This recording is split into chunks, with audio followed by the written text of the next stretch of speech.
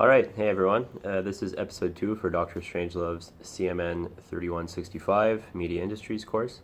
Last week I did an episode on music streaming.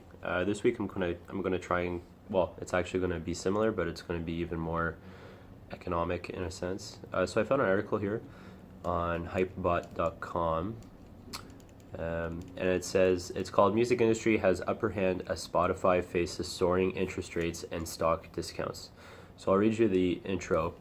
So last year when Spotify took on $1 billion in debt, we reported that it did so under terms that forced rate increases if it failed to IPO. Now those terms could force Spotify to IPO quickly, which leaves the music industry in a stronger negotiating position. Spotify raised $1 billion in debt funding early last year from TPG, Dragoneer and clients of Goldman Sachs. That put Spotify's pre-IPO total potential cash intake at $2.56 billion, but the cash came with some potentially onerous terms. Spotify pays 5% interest rate on the debt, adding 1% every 6 months for a total of up to 10%. Investors can convert their debt to equity at a 20% discount of Spotify's IPO share price, and if there is no IPO within a year, the discount at which they can eventually buy stock increases 2.5% every 6 months. Additionally, these investors can sell their shares just 90 days after the IPO, well before the 180-day lockup for Spotify's other investors and employees. So, Dr. Strangelove had mentioned in class that he was pretty positive that Spotify was probably not turning a profit, and this would definitely prove that. They're borrowing a lot of money just to keep going and stay afloat. I would imagine at some point they would become profitable, but right now, they're borrowing billions of dollars just to keep it going, and the interest rate is crippling them, which leaves the labels in a pretty good situation.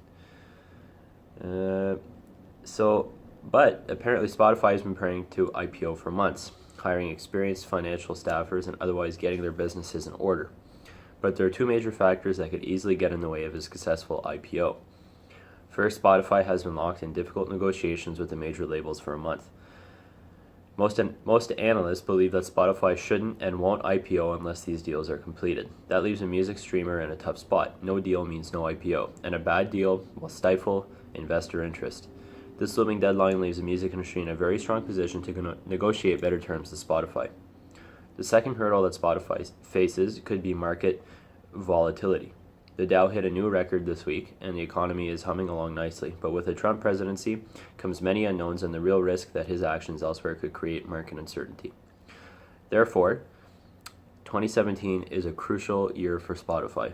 While it enters as the dominant player in music streaming, it is also an unprofitable company that is traveling with heavy debt packaged in a boatload of unresolved issues. There you have it, folks. Spotify not making any money, borrowing more money than it makes and has. Maybe this is a good thing.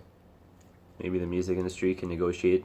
If Spotify decides to go public, it gives the music industry some potential to negotiate better terms and better deals in terms of royalty payouts. So who knows? We'll just have to see. But 2017 is going to be a year you'll want to watch. Keep an eye on Spotify and music streaming in general. Thank you very much. See you guys later.